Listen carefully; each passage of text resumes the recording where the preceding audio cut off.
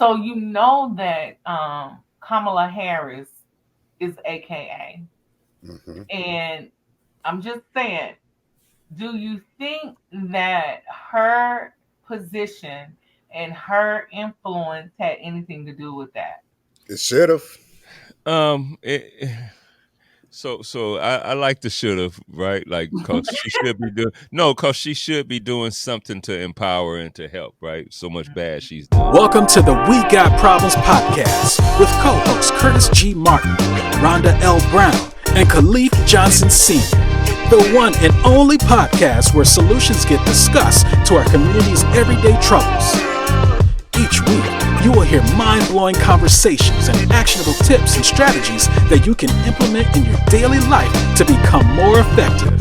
We got problems and we got solutions. All right, you guys, welcome to the show. This is We Got Problems podcast.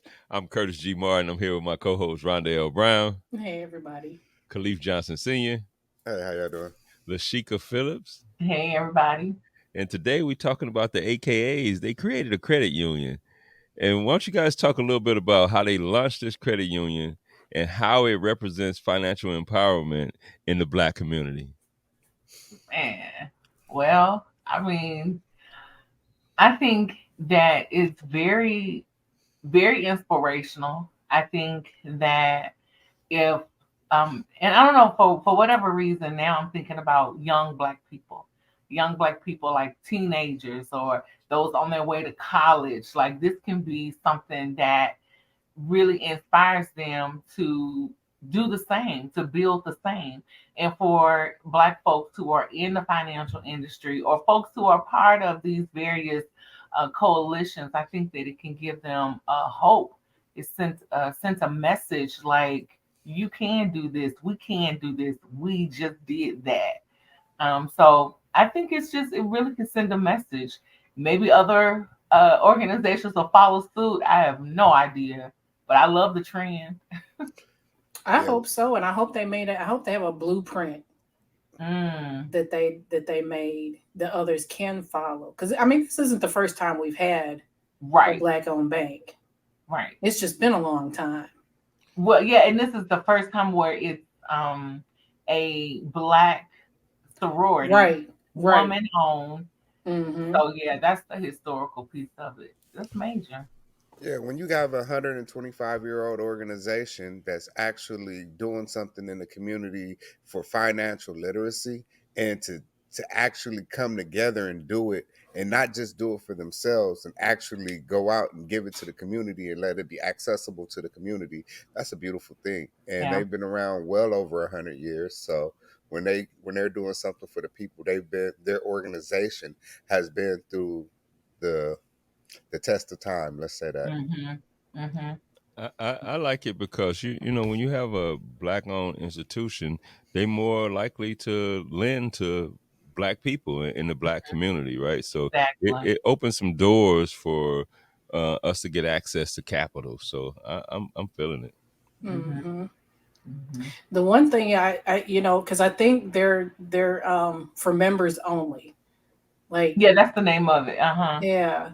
So it's like open to the sorority, their family members, employees. So I would like to see more of them open, but not just for, that sorority or for members only. But Like, you I know, like their idea because, you know, that's just going to build them up even higher. I like it for the sororities only because Hmm. what happened is they know they're gonna have a good team of people, right?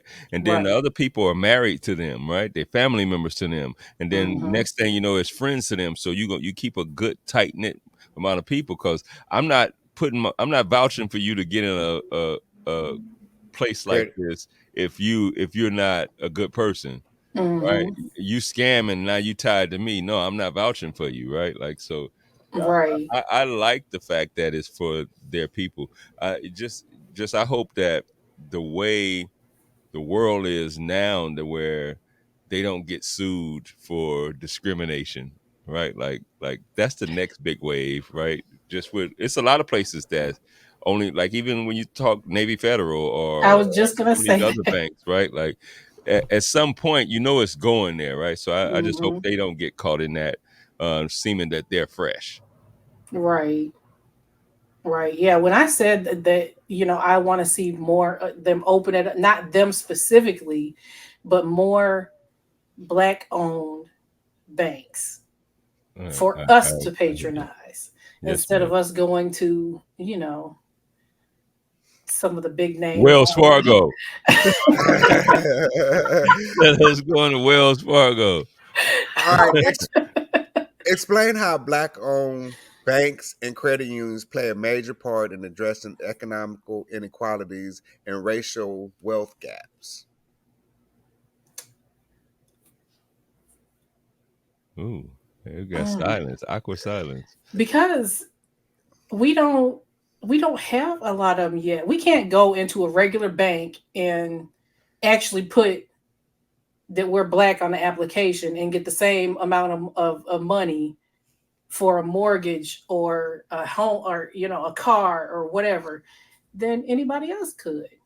So if we have black owned banks, we're not going to be discriminated against. They're going to be looking at facts only because it's us.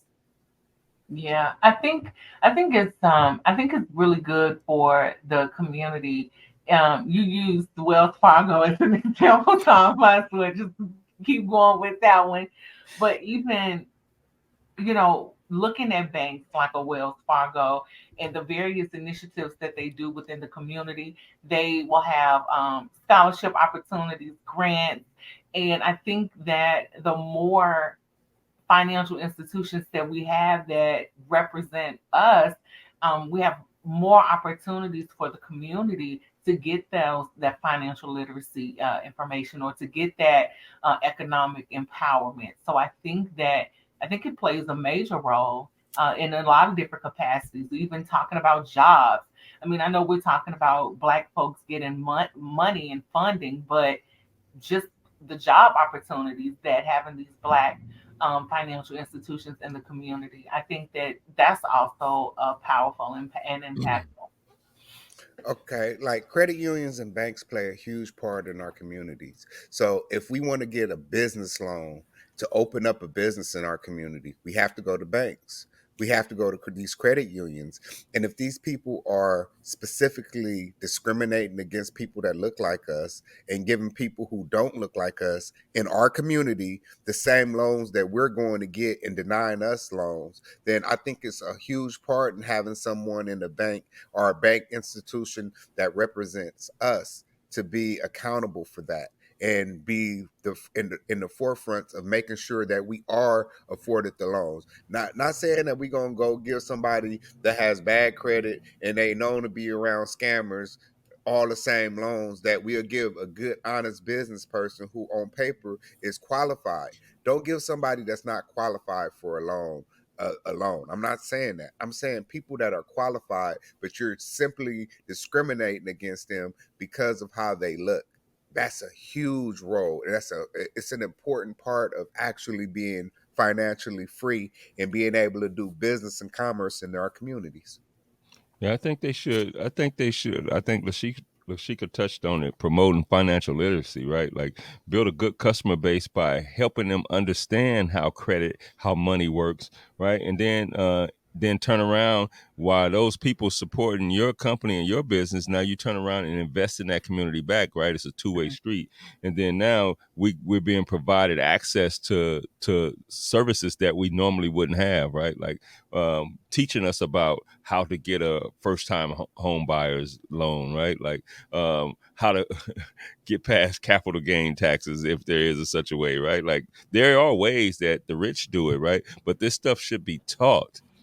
This stuff shouldn't be held on and only to a certain chosen few that get this information, right? Like Gatekeepers. that's why I talk about like doing free credit repair, just trying to change the game on how people do business, right? Like I'm already, I had told y'all, I see it popping up now. People saying, "Oh, I'm doing free this with credit repair." Everybody finna do credit repair for free. Watch what I tell you. And then it's gonna come around where they're gonna do funding together. Now, where you need to start making your money at is showing them how to operate a business or do something with the money that you help them get. Right, that's when you earn your keep. Now you help me make money.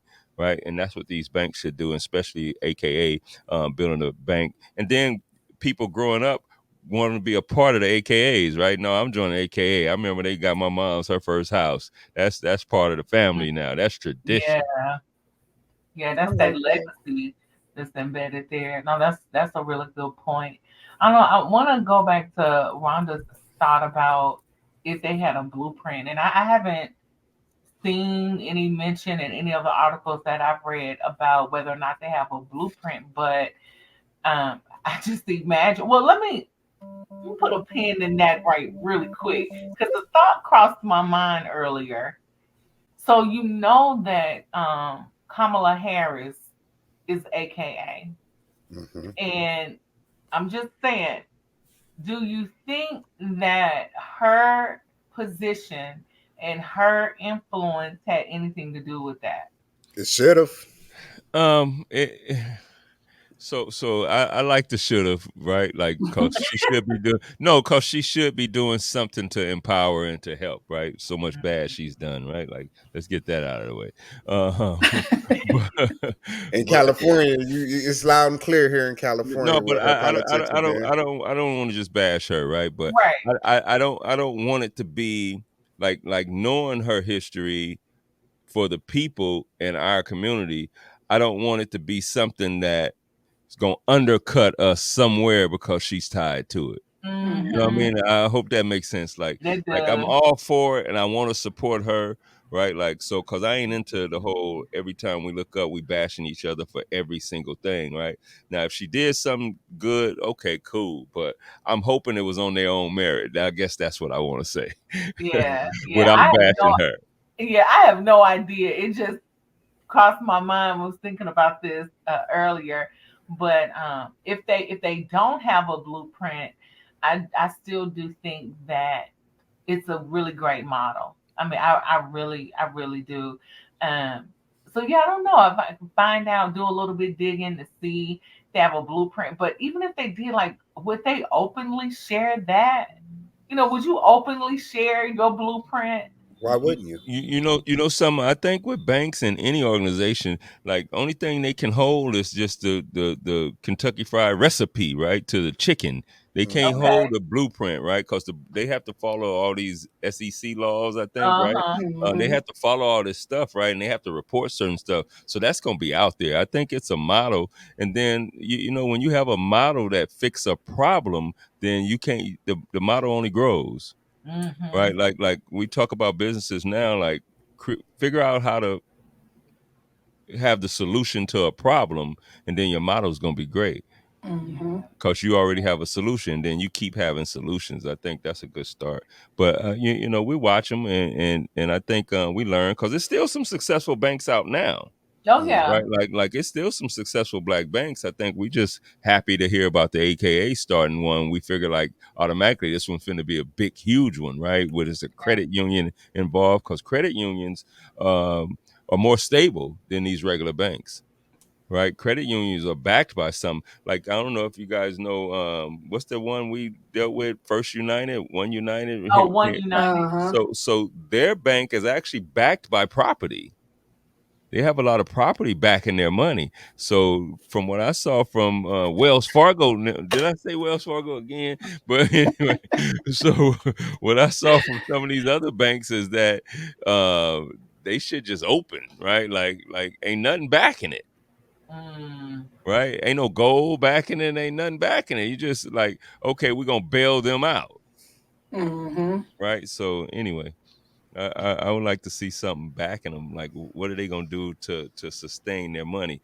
Do they have that much money? I know AKAs is big, right? So I'm looking to see mhm. what they do, see what kind of noise they make. Yeah, maybe we can find one of the leaders. Maybe they'd be a great guest for interview for the podcast. Yeah, yeah, See what Sister Harris her agenda look like. See if we can get her penciled in. Yeah, I'll call after this. yeah. There we go.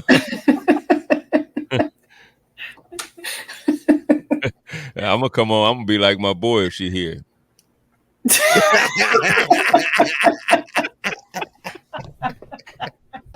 Not me. Oh no, we wrong for Oh, that. that's funny. That's funny. Do y'all have any advice? What advice would you give the founders as they start this new venture to serve the community? Y'all have any advice for the founders? Yes, I would definitely say enjoy what you're doing and make sure you stay true to what the original game plan was. Whatever your founding mission was, to help the community, to help little girls that look like you and give them an opportunity in business that they might not have had otherwise because of how they look or where they were brought up at. Stick to your mission. Actually do what you say you're going to do when you opened up, because sometimes when money get involved, people switch gears and they become a whole different animal. So you know what I mean? You start getting in these big meetings with these big money and they throw all this money at you. Don't let money be your driving force. Let your driving force be purpose. I would say get into elementary schools and the junior high schools. We'll get in the school system and start teaching these kids about money and about home ownership, about owning a business. And then that way you're growing them into possibly future members of your sorority, and also members of the banking system. And then also now you're creating homeowners, and now they're bringing back to your business still. So I say get with the kids young and teach them financial literacy. Yeah, I agree. And get in the community, because there's a lot of grown folks that don't know financial literacy. So I wouldn't just stop at, at the kids. I mean, we definitely got to do the kids, but some of us grown folks, we need some financial literacy too. No, A I'm lot, all, I'm all for the a grown folks. lot of us grown folks need financial literacy because it's not something that's regularly taught in our community. So a lot of us grown folks need financial Because literacy. we're always in survival mode. So Right. And scared of credit. yeah.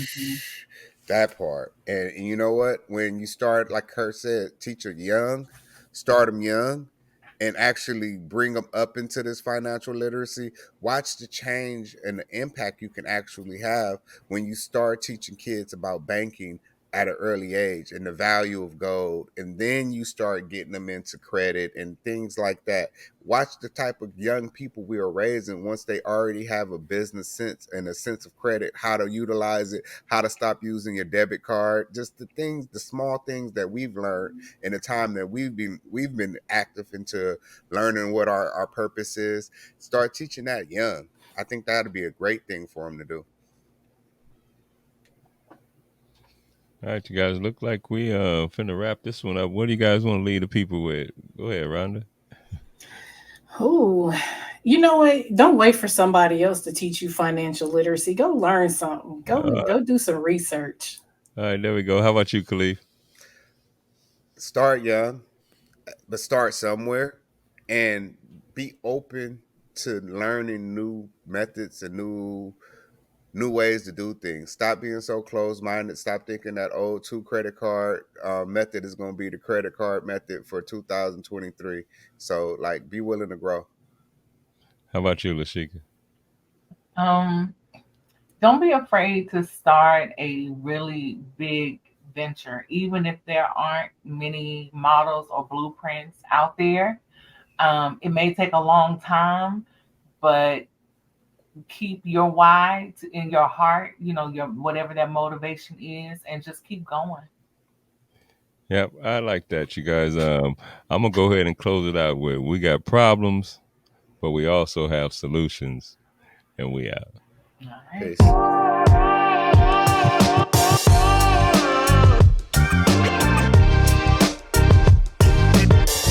We got problems and we got solutions.